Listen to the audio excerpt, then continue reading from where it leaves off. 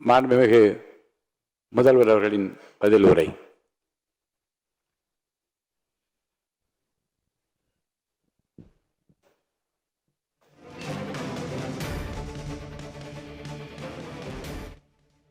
மாண்புமிகு பேரவைத் தலைவர் அவர்களே,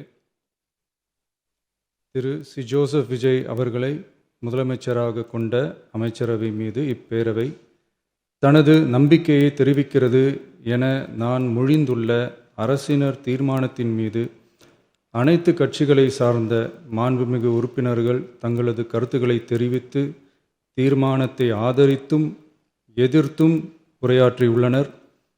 உரையாற்றிய உறுப்பினர்கள் அனைவருக்கும் என்னுடைய நன்றியை முதற்கண் தெரிவித்துக் கொள்கிறேன். இந்திய தேசிய காங்கிரஸ் கட்சி சார்பாக உரையாற்றிய மாண்புமிகு திரு சே. ராஜேஷ்குமார் அவர்கள் தீர்மானத்தை வரவேற்றதோடு மட்டுமல்லாமல் மதசார்பற்ற அரசுக்கான ஆதரவு என கூறினார்கள். நிச்சயமாக இந்த அரசு மதசார்பற்ற அரசாகத்தான் செயல்படும் என்கிற உறுதியை தெரிவித்துக் கொள்கிறேன்.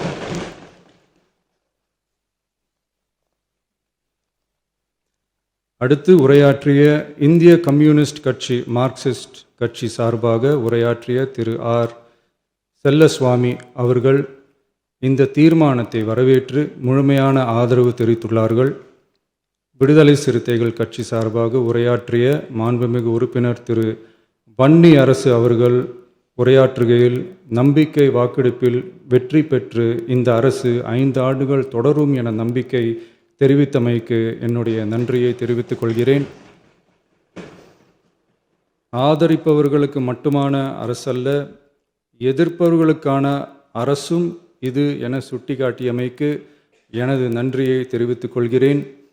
முந்தைய அரசுகளால் கொண்டு வரப்பட்ட முக்கிய மக்கள் நலத்திட்டங்கள் தொடரும் என்ற உறுதியை தெரிவித்துக் கொள்கிறேன். இந்திய யூனியன் முஸ்லீம் லீக் கட்சியின் சார்பாக உரையாற்றிய மாண்புமிகு திரு ஆமு ஷாஜகான் அவர்கள் தீர்மானத்தை வரவேற்று வரலாற்று சாதனை இந்த அரசு படைக்கும் என வாழ்த்தியுள்ளார்கள்.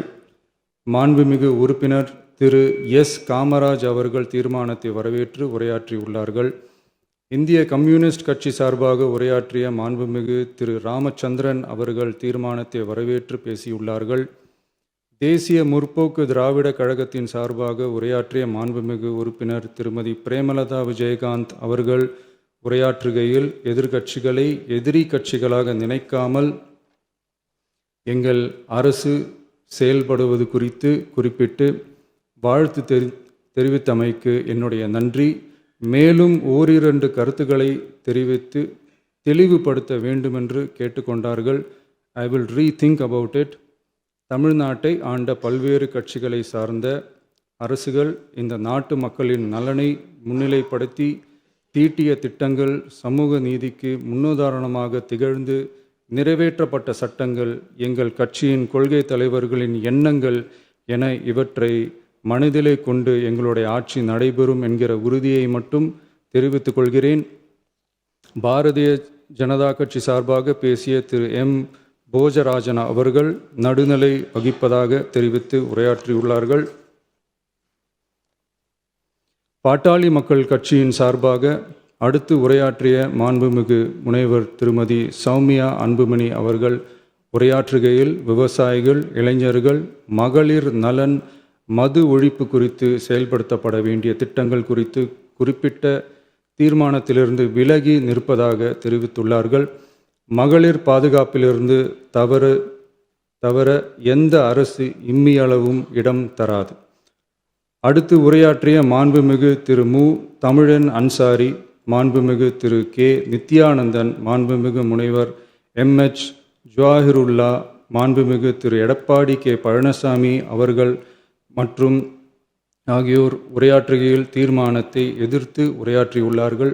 எதிர்க்கட்சி தலைவர் வெளிநடப்பு செய்துவிட்டார்கள். மாண்புமிகு திரு SP வேலுமணி அவர்கள் தீர்மானத்தை ஆதரித்து உரையாற்றியுள்ளார்கள்.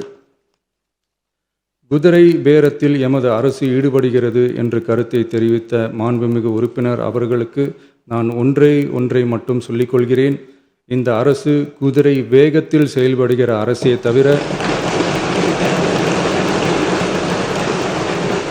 குதிரை பேரத்தில் ஈடுபடுகிற அரசு இல்லை என்பதை ஆணித்தரமாக தெரிவித்துக் கொள்கிறேன். நம் தமிழ்நாட்டின் முன்னேற்றத்திற்கு உழைத்த தலைவர்கள் வழிகாட்டிய கொள்கைகளிலிருந்து இம்மி அளவு விலகாமல் நிச்சயமாக இந்த ஆட்சி நடைபெறும்.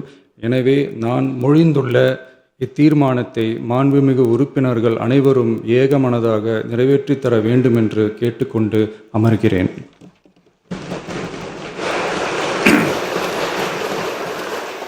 அரசினர் தீர்மானத்தின் மீது இப்போது வாக்கு